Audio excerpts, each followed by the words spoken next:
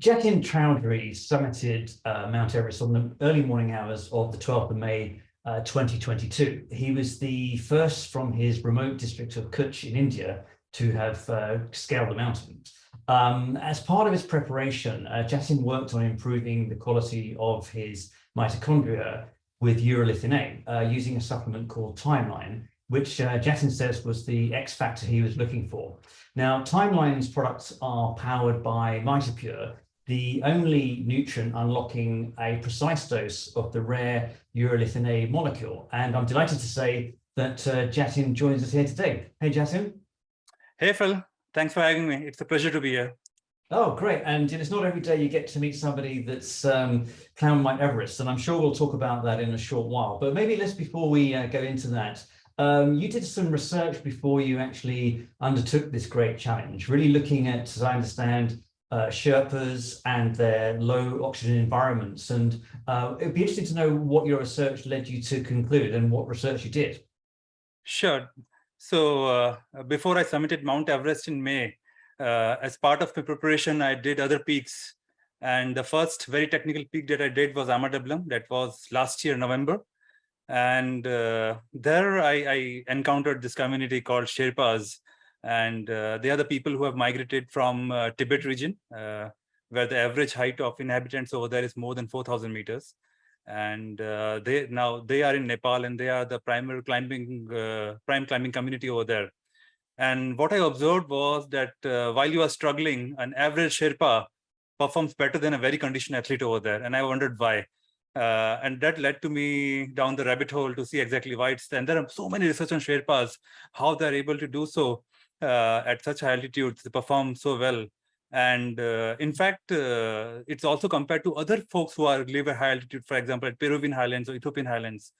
And it seems that they have a distinct advantage compared to other folks. And that is a mutation in their mitochondria. So though they have other adaptations for high altitude, for example, they have more nitrous oxide in their blood. Their lung capacity is slightly more than us, but the major difference is the way they use oxygen at higher altitudes. So their mitochondria is built different, super efficient machine that they have got. And the difference is very evident above 6,000 meters. So for me, it was very evident that if I have to scale Mount Everest and come back alive to my family, I need to improve the quality of mitochondria that I've got. And that was then become the main theme of my nutrition plan. Very good. So talking about Timeline and urolithin A, what did you discover about your performance once you started supplementing with this? Yeah, so once I got my hand on Mitopure, so I started with urolithin A, and then I realized that Mitopure is the only company in the world right now which produces urolithin A. And once I got sourced it, I started including my daily diet. And I had about 3.5 months to go before the summit, since I started my Mitopure supplementation. And about 2.5 months into it, I realized that my VO2 max is up.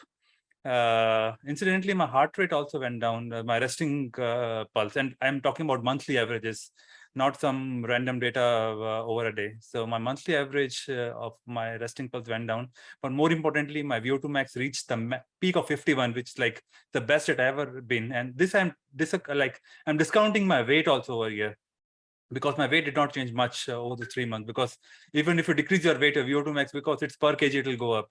So keeping all the variables constant, my training was as it is before, the other supplements were as it is before. The only thing I added to my stack was Mitopure, and my VO2 max went up. But then I could see the effect of Mitopure in other parameters also while I was climbing.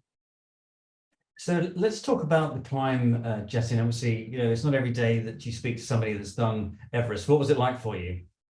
Oh, so for a mountaineer, Mount Everest is like a pilgrimage.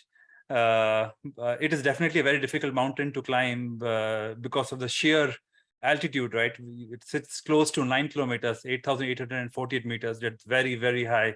So even if you see the Camp 1 is higher than any mountain in Europe, the Camp 1 where you start with, right? And you have to traverse through some very difficult sections like Khumbu Icefall, which are both difficult and dangerous. So yeah, it's a sense of achievement once you do Mount Everest.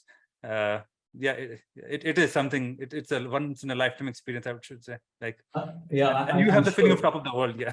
Yeah, great. So once you'd finished a climb like that, of course, it's putting a lot of strain on your body. I mean, you're putting yourself through some very extreme experiences, both physical and emotional. Did you find that timeline from Mitopure as part of your supplement regime, did that aid your recovery? Were you able to bounce back once you'd completed the climb? Yeah, so in fact, the first time I realized that probably Mitopure is doing its thing was when I did my first rotation.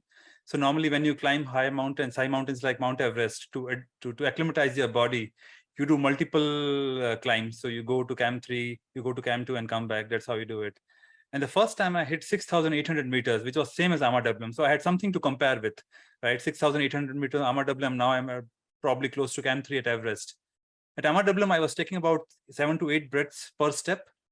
And here I was taking about 2 to 3 breaths per step. And last like 10 meters or so, 20 meters, I even challenged my Sherpa for a sprint. And like Sherpa was asking, like, what do you do for fitness, right? So I think that kind of compliment tells you that you're doing the right thing. So Mitopure helped me in terms of just sheer performance.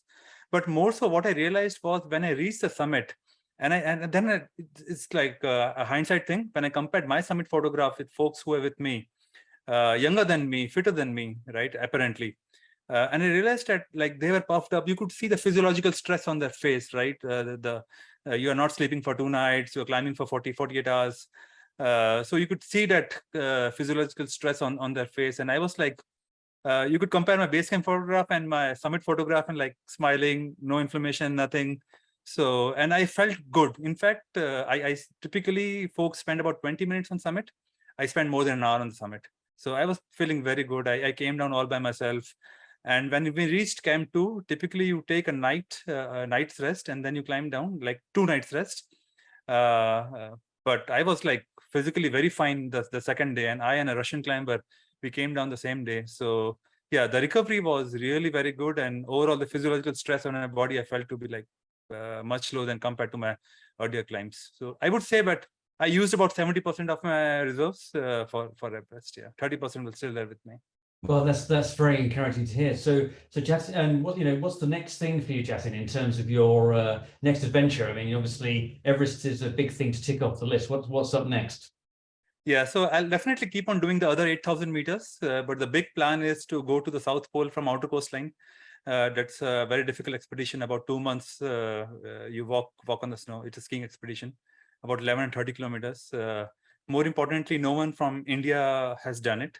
So I'll be the first one if I do it, and more would follow. So, but once I do that, similar plan is for North Pole. Eventually, I want to do a full Explorer Grand Slam, which entails climbing the 7 highest peak of all the 7 continents and doing the North Pole and South Pole from the outer coastline. So that's the grand plan for next 3-4 years.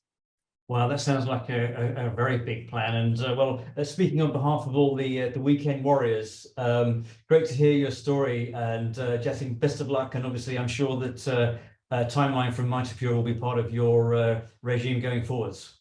Yeah, definitely it is. And for my entire family now, actually, my wife, my parents are on Mitopure now. So yeah, it should help. Yeah, and thanks a lot, Phil. Oh, well, it's a pleasure to meet you again, Jatin, and best of luck with your next adventure. Thank you so much.